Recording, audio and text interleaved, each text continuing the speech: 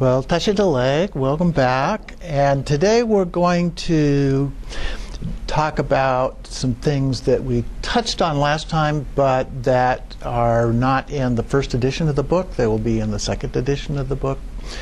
And so this is about the four schools, and actually there's a couple of others that I'll touch on just briefly as well, but there's four main schools in Tibetan Buddhism. And so we're going to start here with the Nyingma. The Nyingma are known as the old school.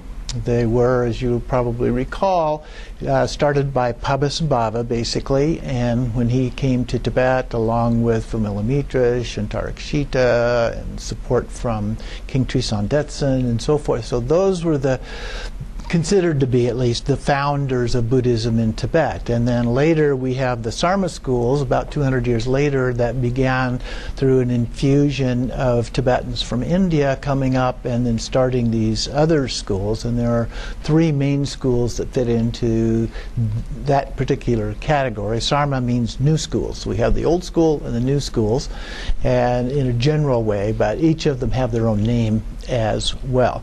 So Buddhism in that respect is much like other religions. There are many different branches that have formed as a part of that. And so although there's a great deal of similarity, there also are some unique characteristics or practices associated with each of those. So we'll start here with the Nyingma, or so-called old school, if you will. In terms of the lineage, as I said, it started with the movement into Tibet with Padmasambhava, but they actually trace it back further than that. They trace it back to the original teacher, if you will, which is Samittabhadra, in the picture here, in the center, and he's known as the primordial Buddha. And then from him we have other forms. He was in what we call a Dharmakaya form. We'll talk about the different kayas here in a little while. A Dharmakaya form, so it's not actually a body. It literally means truth body, but there's no real body, even though sometimes it's personified like in the picture here. And then according to the tradition, he manifests as another form called Vajradhara. And then from that, the five Buddha families that are in what are called Sambhogakaya form manifest from all of that. And so they represent different aspects of a Buddha. So again, they're personifications of different qualities, if you will, related to being a Buddha. It's not like they're completely separate, even though they get depicted as completely separate from each other. They're really not. And in fact, all of these are actually in your mind.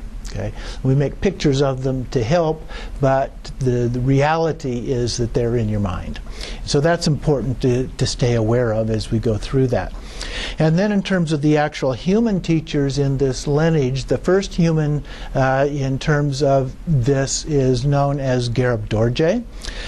From him, he taught Sri Simha, and then lineage gets a little fuzzy in ancient history, so sometimes they expand lifetimes to cover what they don't know, and so some of these have very long lifetimes. But then Padmasambhava that we mentioned, Vimalamitra, and then there's Virachana, who's a translator that was a part of that, and Shantarakshita that we mentioned before. And then over a period of time, the next significant figure is Longchen Rabjam, also known as Longchenpa, very significant figure. Jigme Lingpa is another very significant figure who consolidated a bunch of those teachings into a single, concise form of a path, if you will. And Patrul Rinpoche, who was an individual that was really well known for a few things that he did, but one of the key ones is a practice called Nundrol that we'll get to next year in this class, which are the preliminary practices for Vajrayana or Tantra. And he wrote a book called The Words of My Perfect Teacher that has been translated into all kinds of languages. A very popular book, has been around for many, many years. And so that's perhaps the most significant thing of his, although there were other things as well. And then Mipam Rinpoche is another one that I believe was in the 1800s. Dujam Rinpoche, who was the first official head of the lineage, recognized by His Holiness the Dalai Lama. And another one who succeeded him was Dilgo Khyentse Rinpoche, and was also then the head of the lineage for a period of time. So those are some names that you may run across in terms of this particular lineage. So I'm going to talk a little more about Padmasambhava. Padmasambhava means lotus-born, so sometimes you'll hear him referred to by that term. And it has to do with the legend of his birth, which I'll mention in just a moment. But more broadly, the legend actually parallels that of Shakyamuni Buddha quite a bit as well, the historical Buddha, in terms of being raised as effectively a prince, even though he wasn't born into the family, he was adopted into the family. It was a little bit different than the Shakyamuni Buddha. And was prepared to be, eventually he left that and pursued Dharma and so forth. So there's some parallels in terms of the story itself. And then the miraculous birth, he was said to have been born in the land of Odiana or Udiana. It has slightly different pronunciations, slightly different names.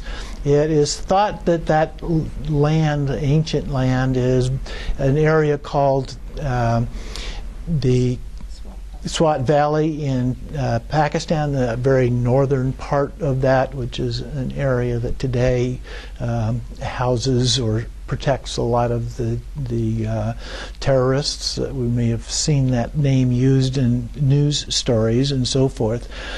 So it is said that he was born on a large lotus floating in the lake as in the form of an 8-year-old child who was already completely enlightened and so forth. So we have this story. He was then adopted by the king and grew up in the palace. He learned sciences and arts and so forth, was expected to be the future king. Sound familiar? Very similar to the story of the Buddha. And then he realized at a certain point that such a life was of little use to others, and so he was asked to leave. He refused to do that at that time.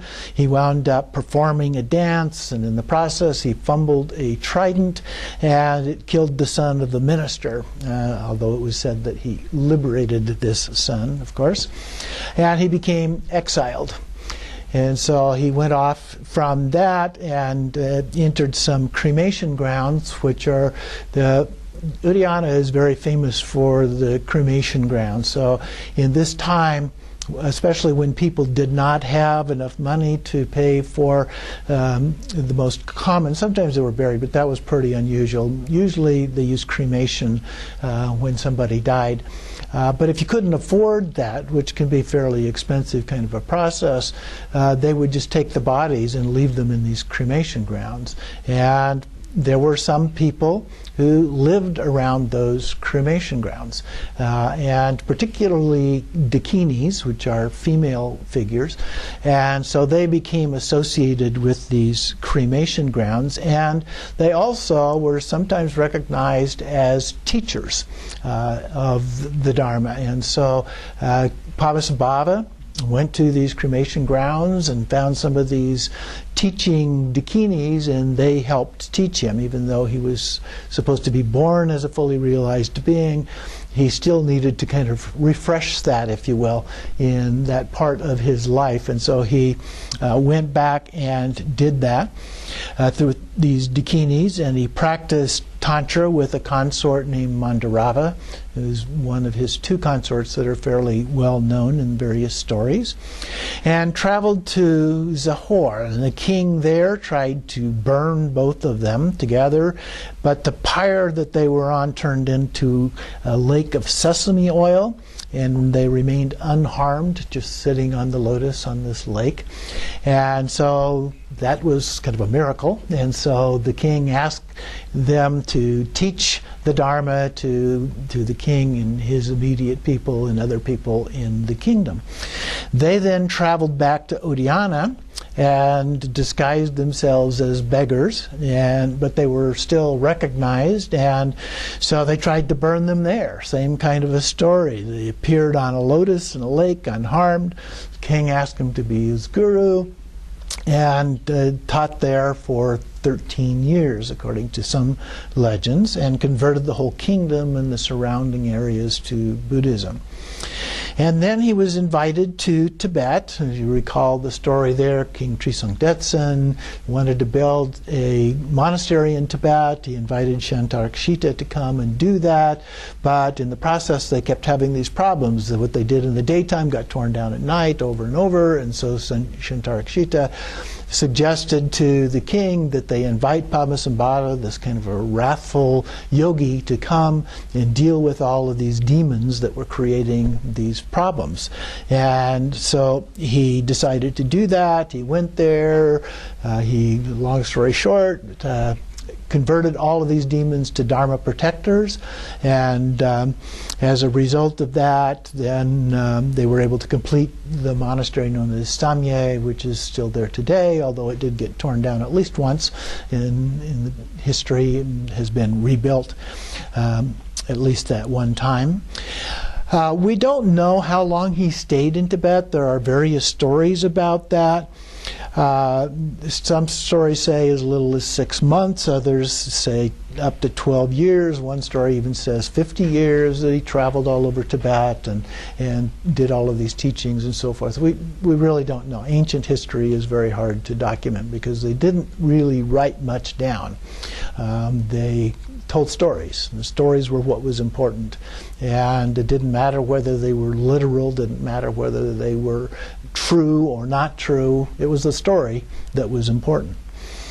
So we don't know how long he stayed. He also had another consort named Yeshe Tsogyal, who is credited with documenting his teachings and writing them down and hiding them away in different places, where they were later discovered in what is called treasures or terma in the tradition.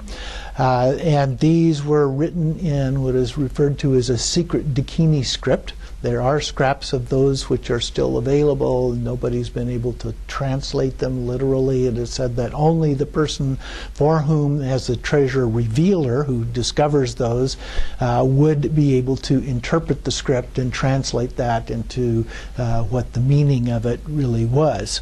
We'll talk more about those kinds of things a little bit later on in the course.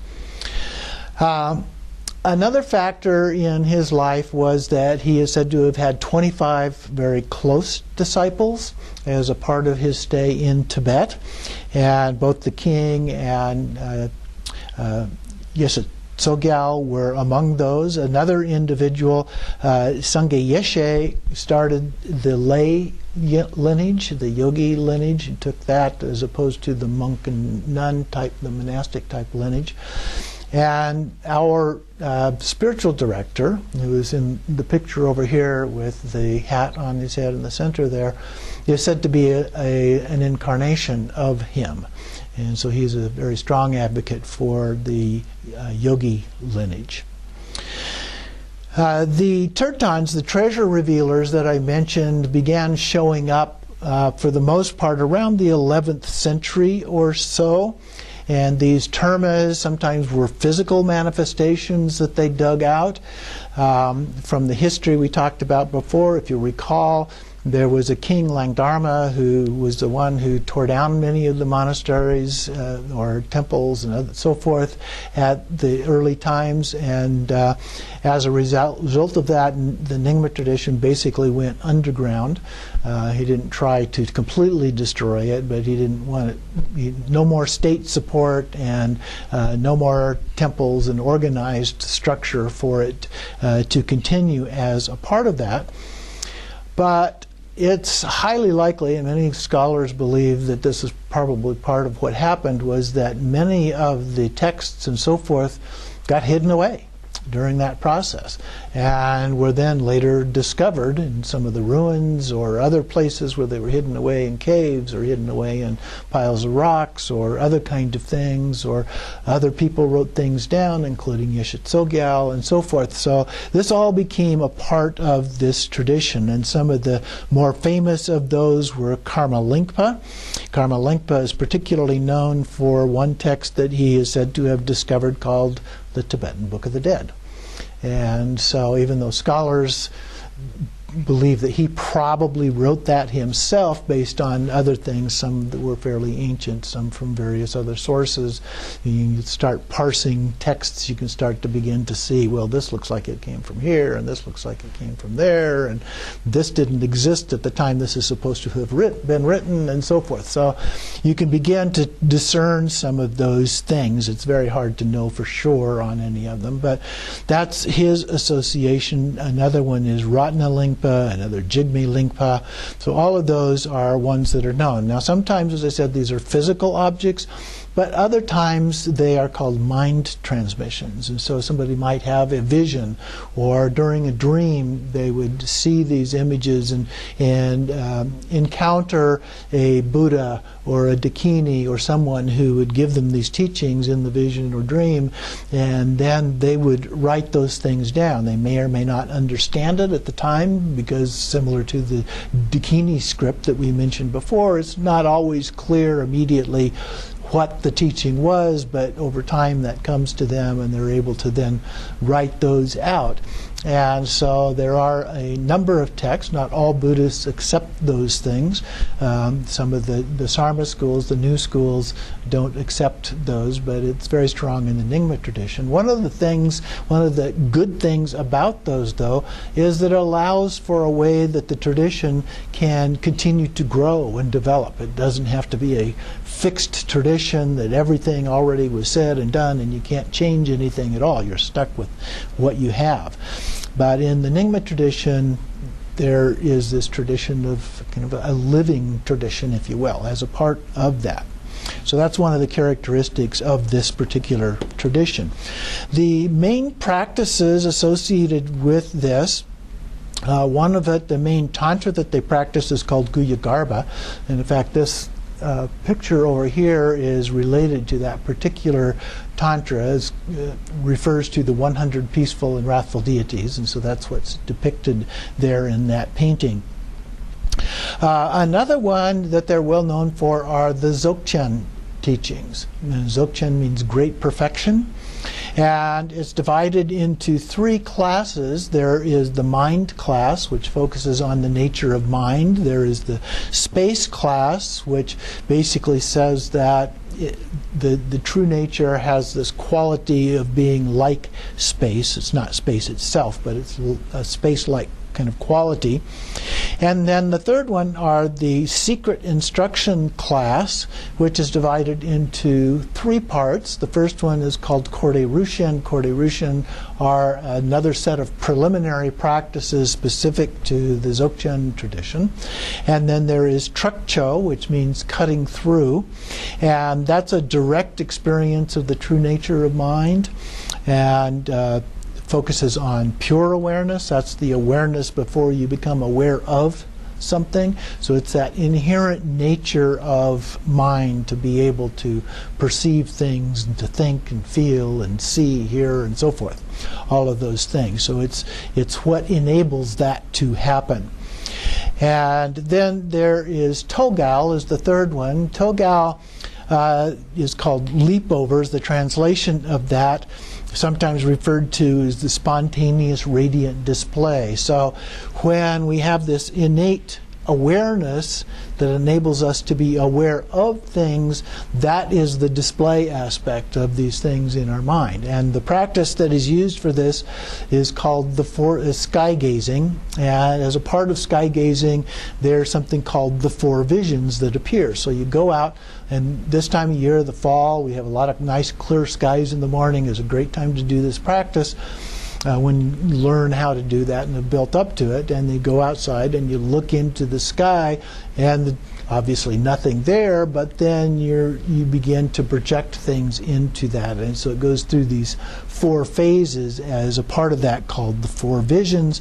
And the ultimate effect of that is you attain what is referred to as a rainbow body, which is the body of a Buddha, one of the bodies of a Buddha, if you will.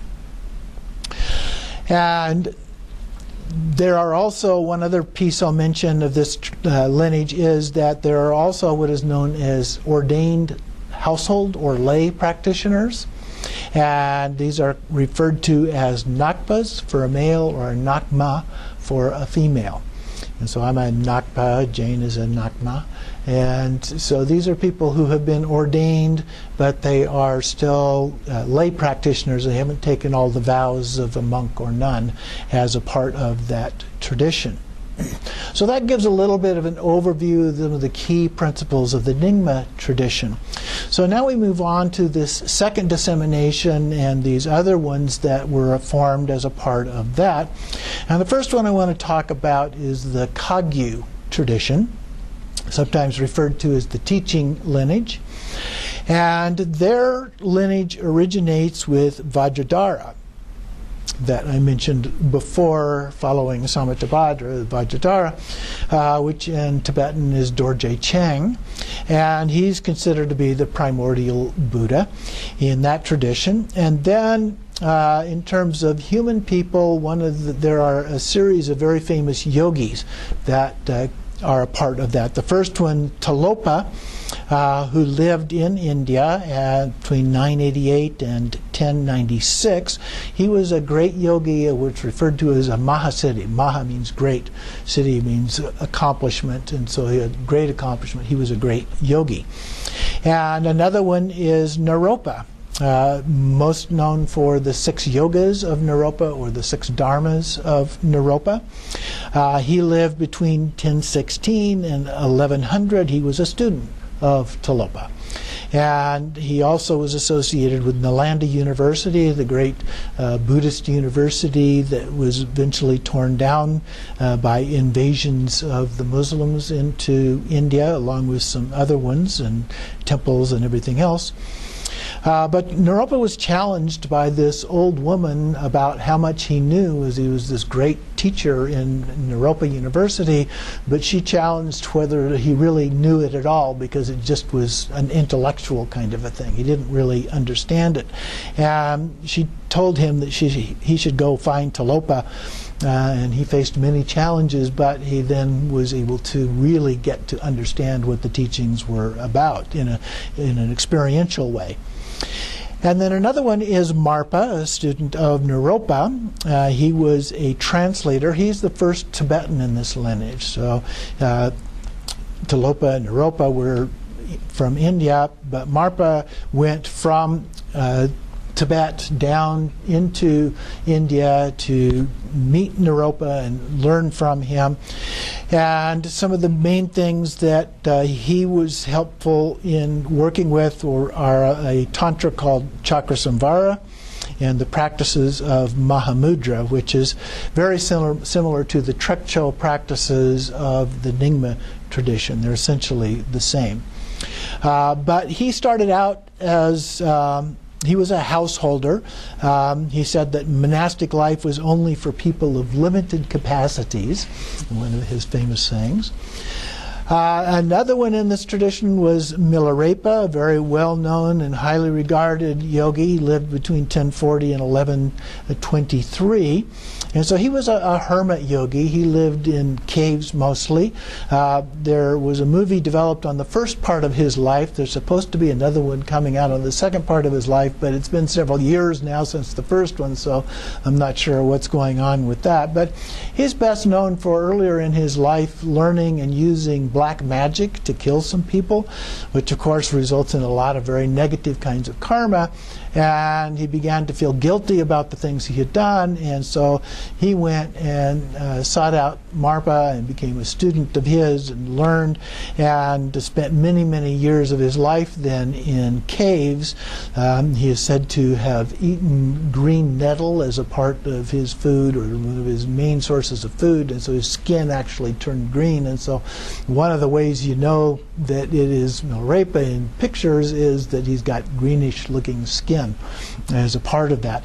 But the thing he's best known for is a book that in English is called The 1000 Songs of Milarepa, where he wrote down all of these songs that he just spontaneously sang when people would ask him questions or as a part of his meditation and so forth, that teach many of the teachings of the Buddhist tradition. The next key figure is Gampopa, who is a student of Milarepa, and he is basically the founder of what we call the Kagyu tradition today, if you will. He lived from 1079 to 1153, and he was a householder. But he became a monk in his early 20s after his wife and children died, and so what he really founded was the monastic tradition within the Kagyu lineage. So he went and he learned from Milarepa, but then he took what he learned from that and then put it into the form of a monastic kind of a tradition. Out of that came 4 great schools that today, the one best known is Karma Kagyu. That's the one that the Karmapas are a part of. And so today we actually have 2 Karmapas, but one of which has renounced some of his vows and has gotten married. But we have the Karma Kagyu tradition, and then the Pakmo Kagyu and some others. And then out of those 4 great schools, there was another set of 8 schools that emerged called the 8 lesser schools. Drikung Kagyu is one of those. One of my teachers is from the Drikung Kagyu lineage. And then Drukpa and Taklung, those are the only ones that there's 3 of those that are left today. The other ones have disappeared. And there's a couple of newer schools that have come up in this tradition called Shangpa and Ugyan, Ugyan Nyindrup. So there are several other schools that have developed as a part of this.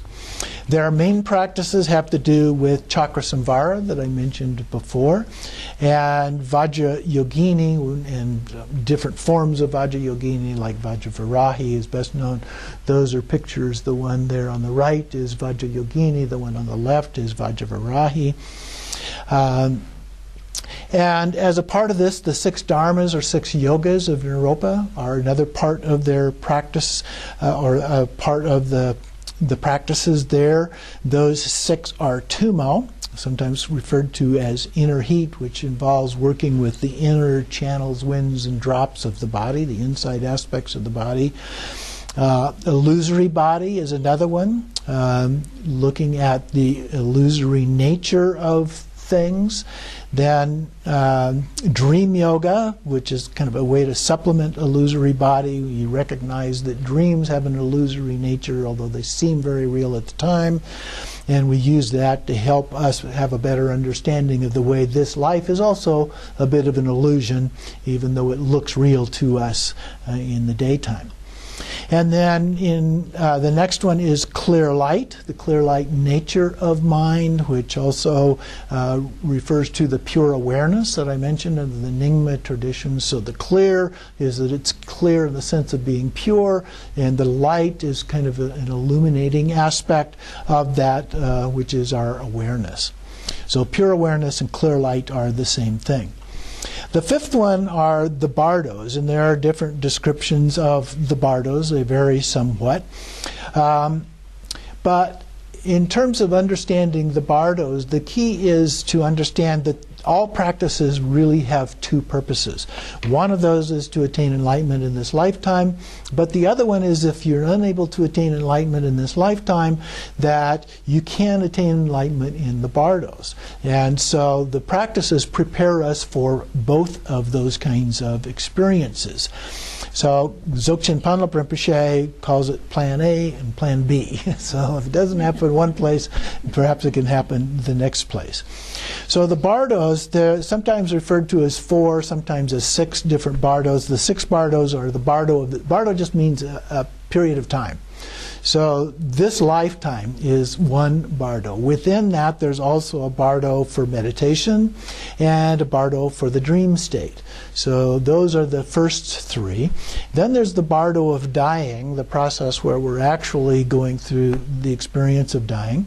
And then dharmata, which is reality as it is. And so that's the first part after we have died that happens. And so there's various visions, one of which is a vision of the clear light. And if we recognize what it is, that's the first opportunity within this to actually achieve liberation. But there are other visions. The 100 peaceful and wrathful deities all appear, the 5 Buddha families and so forth. So many different appearances that come up. The bardo of becoming then is the final one. And during that, there is an assessment of our past karma, a little bit like St. Peter at the door for heaven or hell. And so with Yama, the Lord of Death goes through and looks at the number of good things and bad things over previous lifetimes and so forth. And then the next part of that is a look back at all of the negative things you have done. Then from that, the next part is looking forward at where you're going to be reincarnated in your next lifetime. And then the last part is the actual process of going through the process of going into the womb and developing in order to be reborn. The 6th one of the 6 yogas is POA, which is the transference of consciousness. That's something that is done just prior to or just after death. The consciousness in the Buddhist tradition is said to reside in the body for a period of up to 3 days after the period after the breathing has stopped. And as a result of that, that consciousness can be guided through having done this as your own practice or somebody sitting next to you describing what the process is, and you eject the consciousness into the heart of a Buddha.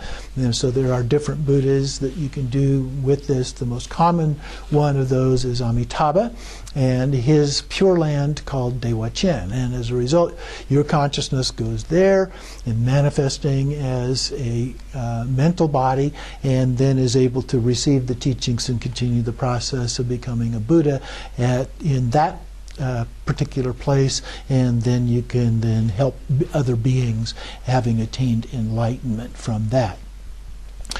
The 6 yogas also have other things that are referred to sometimes. So it depends on the source and how they get put together, and sometimes some things get combined or other things get brought into that. But those are the 6 most common ones.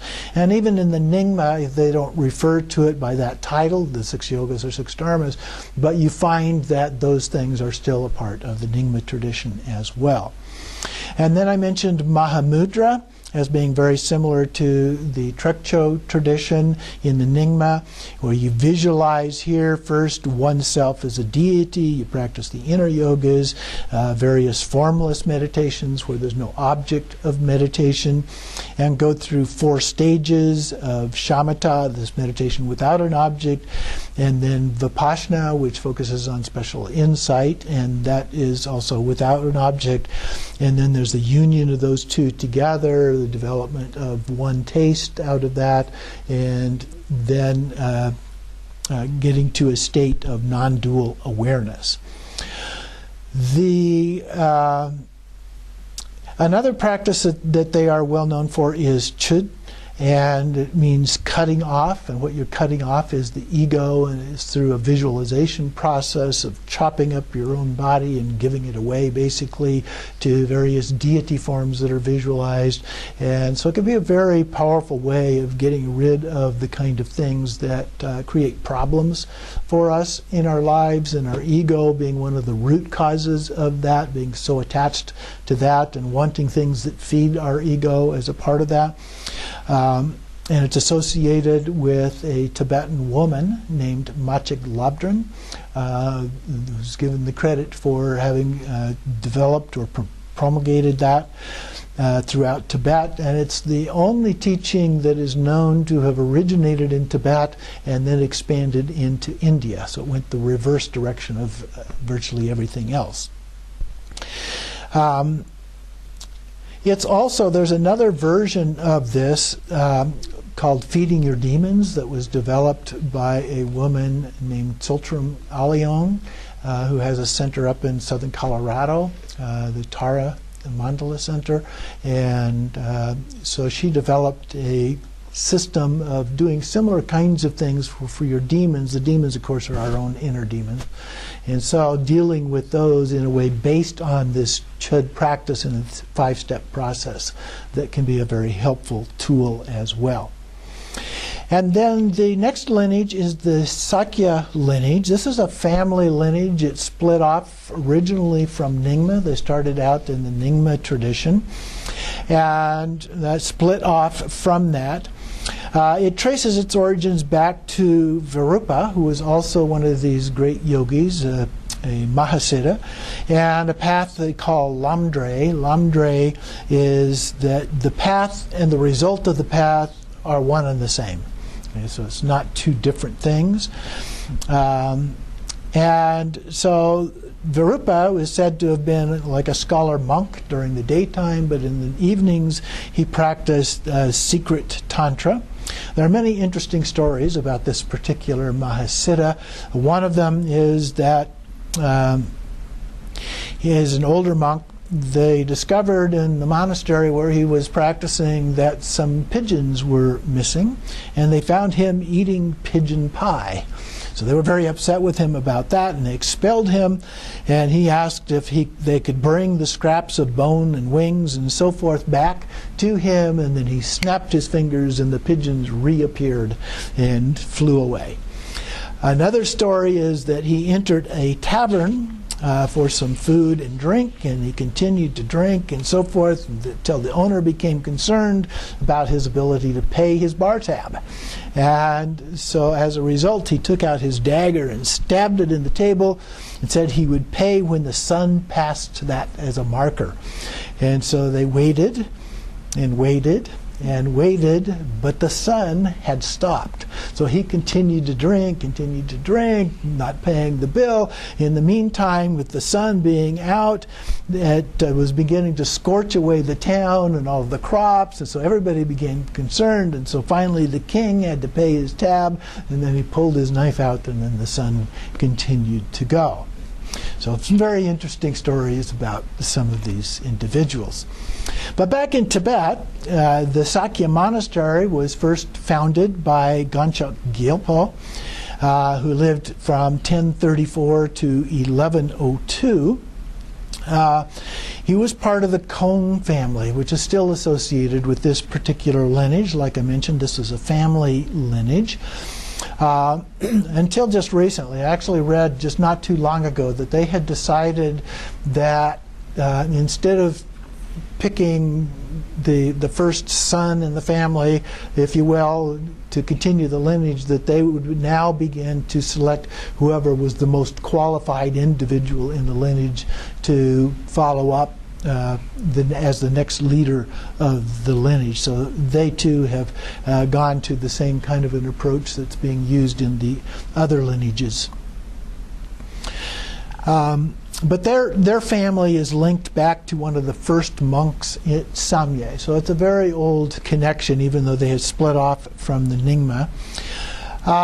One of the son of the founder, is referred to, his name was Sachen, is known as the Great Sakyapa, and he lived from 1092 to 1158, and he brought sutra and tantra practices and doctrines together into what were called the 4 injunctions.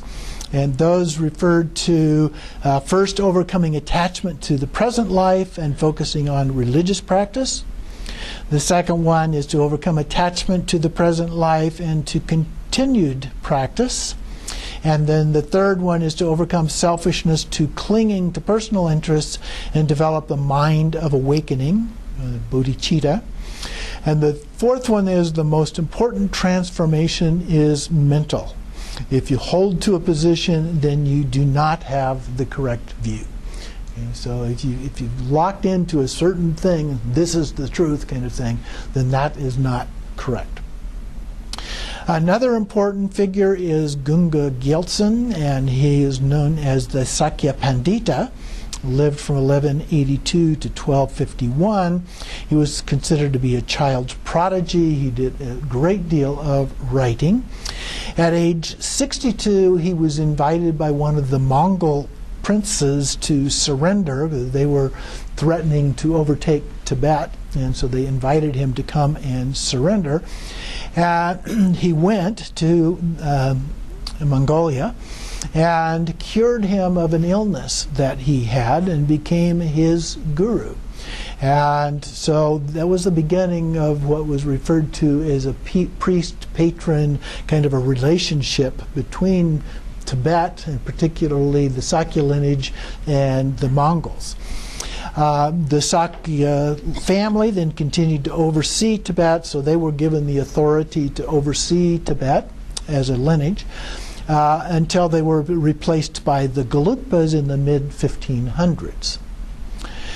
So they had any number of scholars. One of the more famous ones is Gharib.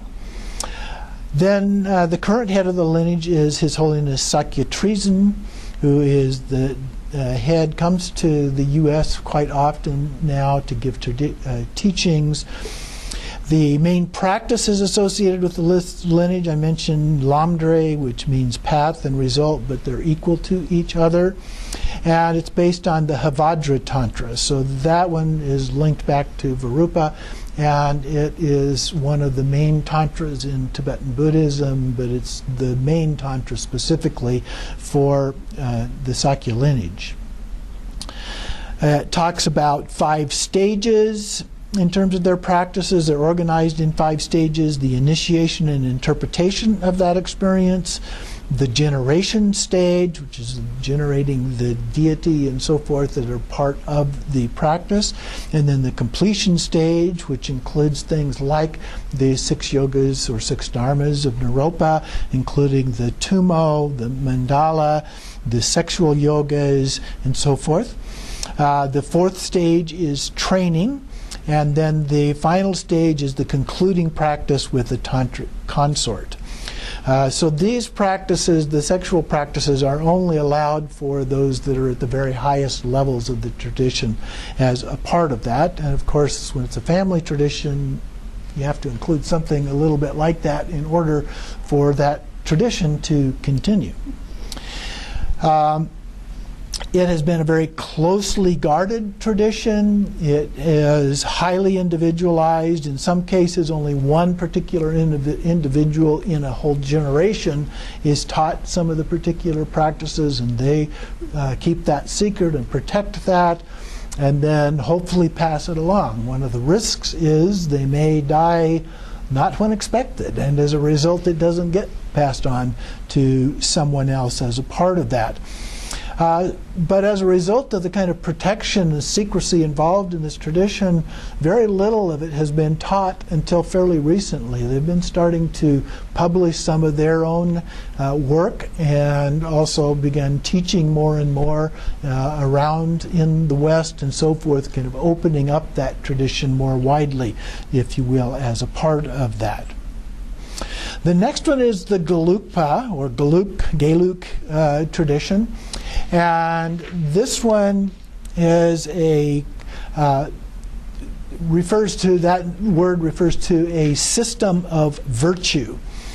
It begins with Atisha, and some of his students actually started the Kadampa order.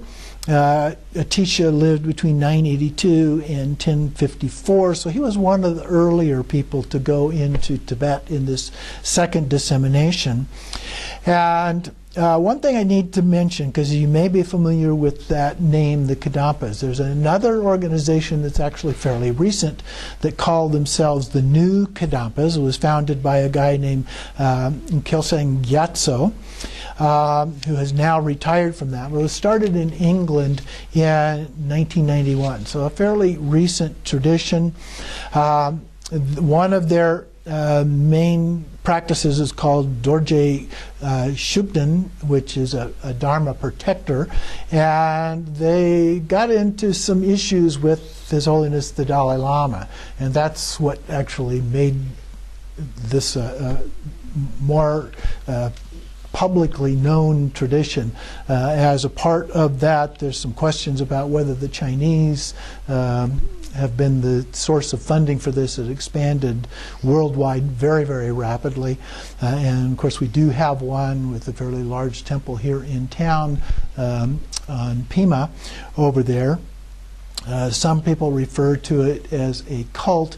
They now refer to themselves as being separate from Tibetan Buddhism, that they're not a Tibetan Buddhist tradition any longer, but a Western Tibetan tradition, although they still wear Tibetan robes, interestingly enough. But they are taught by people from the West. They don't have a bunch of monks and nuns and so forth that are teachers as a part of that. So they consider themselves to be a center for modern Buddhism. So that is a tradition that is out there associated with this, but they have now kind of separated themselves from that. So I think it's important to at least be aware of that.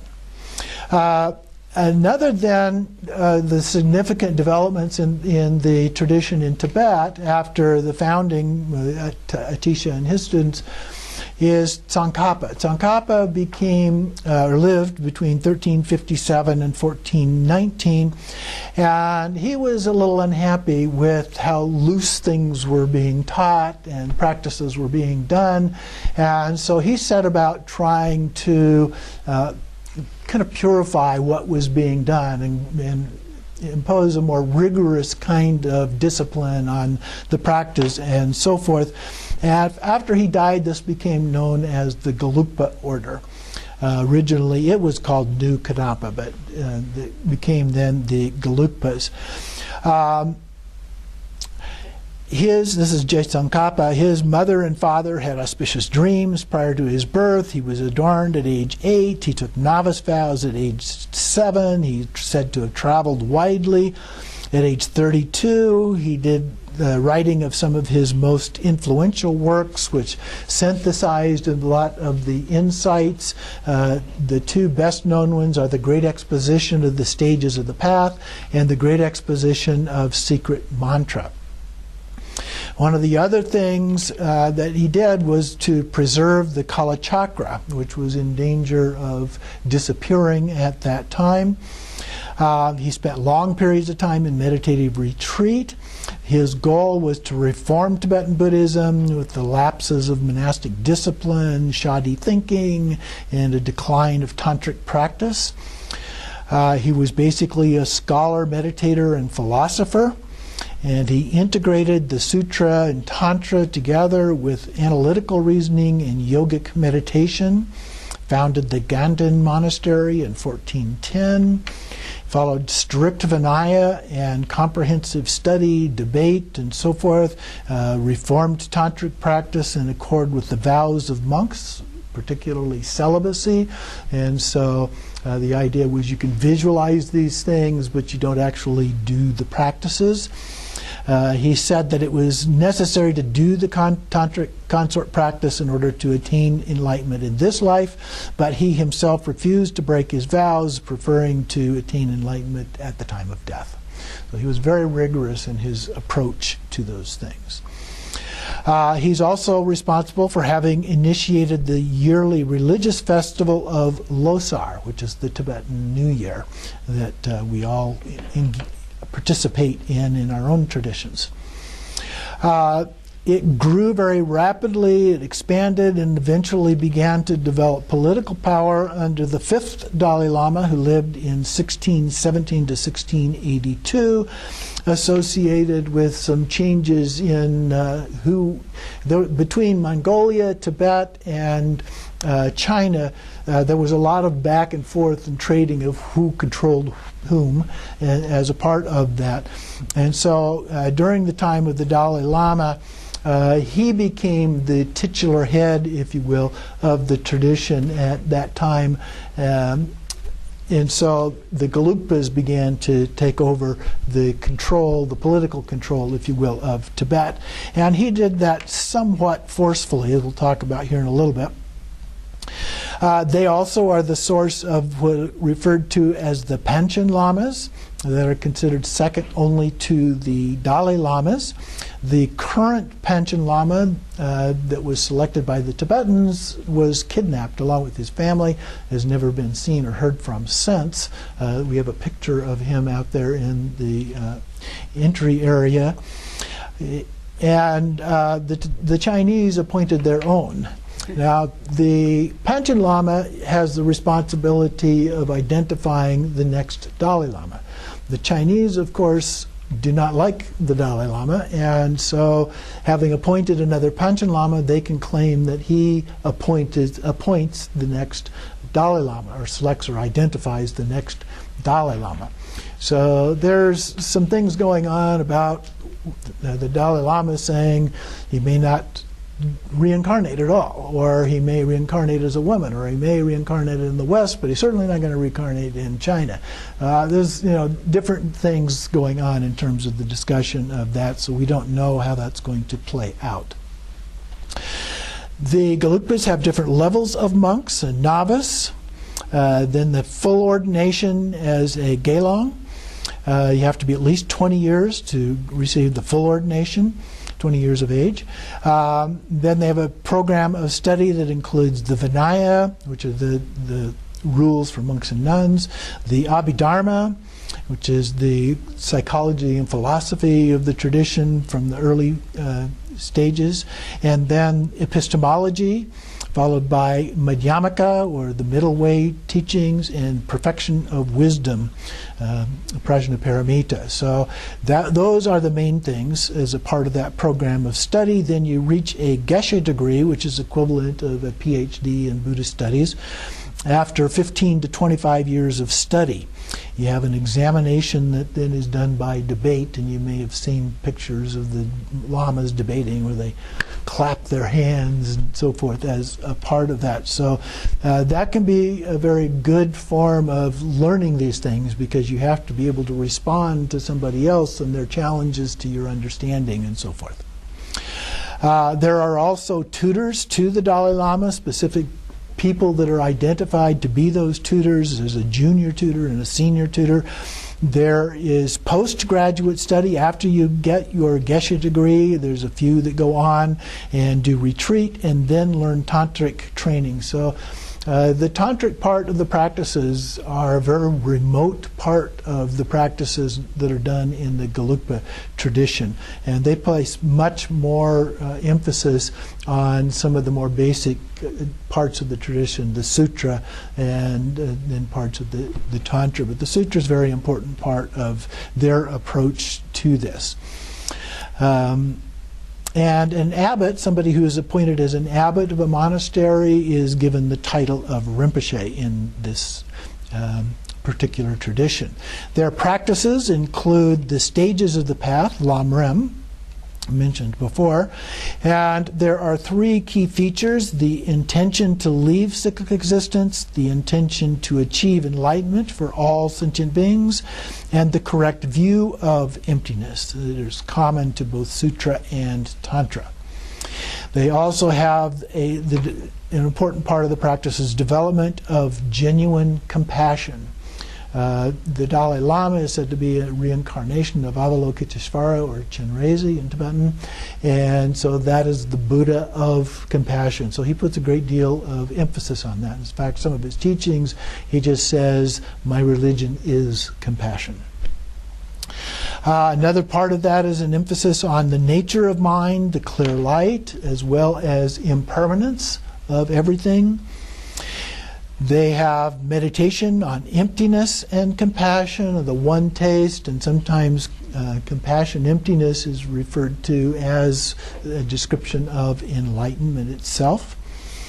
The main tantras that they practice are also Chakra Samvara, Guhya Samaja, and Yamantaka. Now, you notice Kala Chakra is not in that list. The Dalai Lama pushes the Kala Chakra quite often. He does the empowerments. In fact, Jane and I were both in India, received those earlier this year from the Dalai Lama. So he has put a lot of emphasis on it, but that's not part of the curriculum in the Gelugpa schools. It's a separate practice from that. It does include, the Tantras include the sexual yogas, but they're only for an elite few. And even then, as I mentioned, Tsongkhapa said that he didn't want to do it, and in fact he said, once is enough. You can do this one time, and that's all you need to do that. Another part of their tradition is something called prasangika that we'll get to later in the course. Prasangika means self-emptiness, and basically it means that you cannot say what emptiness really is. And so if you try to describe it, that's going to create the illusion of your description becomes the object.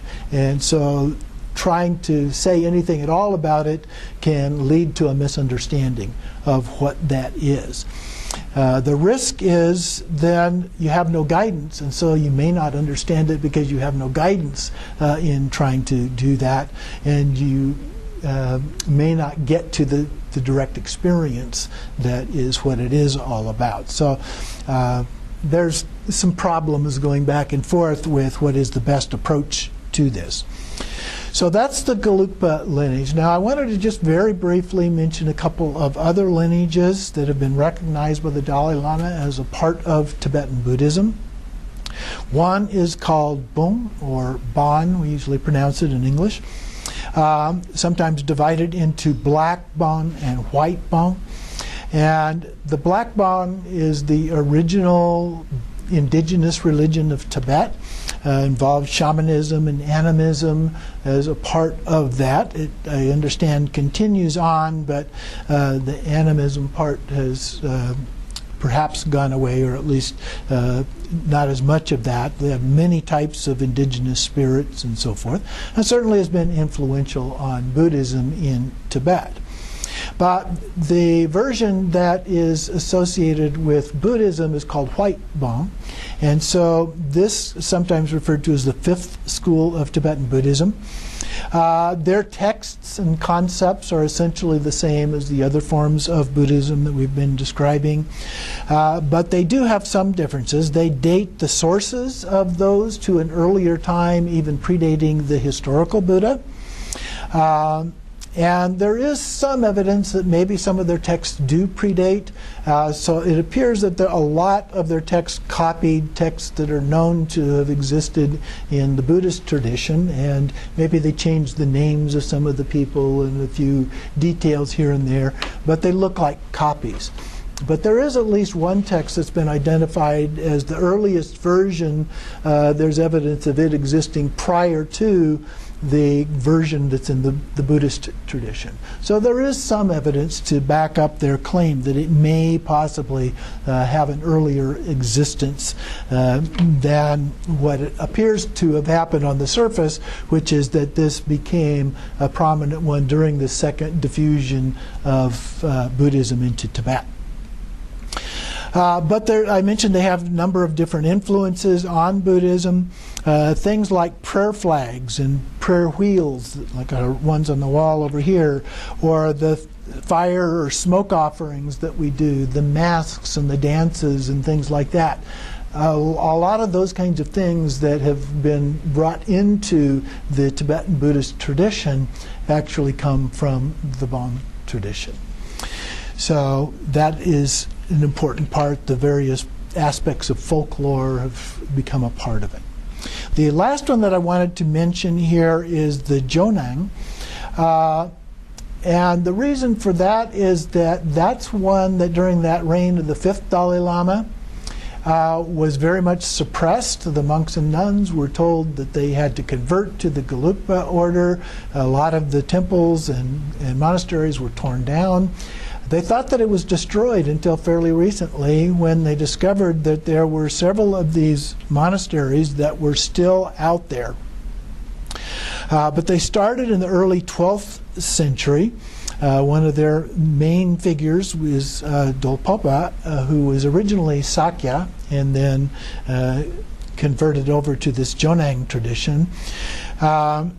So during the reign of the fifth Dalai Lama, which was in the 17th century, is when they thought that this went extinct.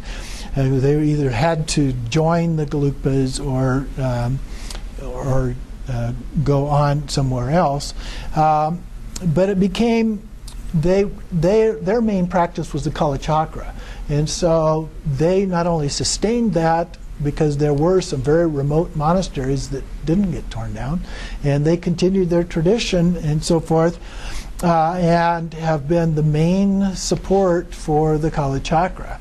And so now the Gelugpas are recognizing the importance of the Kala Chakra as a result of this Jonang tradition. One of the key things in their tradition, I mentioned the Prasangika aspect of the Gelugpas. The Jonang tradition has one called Shentong, or other emptiness. So self-emptiness, other emptiness. And in the Shentong, they say it's important that you do say the nature of what emptiness is about, so that people don't get mixed up and they have a good idea of what it is that they're looking for. They do admit that there is some risk that when you do say something about it, that you may get locked into thinking that what they said about it is the real thing rather than the direct experience of it. But they say it's better to do that than to get totally confused by no instructions at all. So you've got those two views, and in fact several different people have come to the conclusion that both of them have some merit, and so we can bring those things together in ways that actually are helpful from both of those views. So that's a brief overview of the main aspects of the different lineages within the Tibetan Buddhist tradition.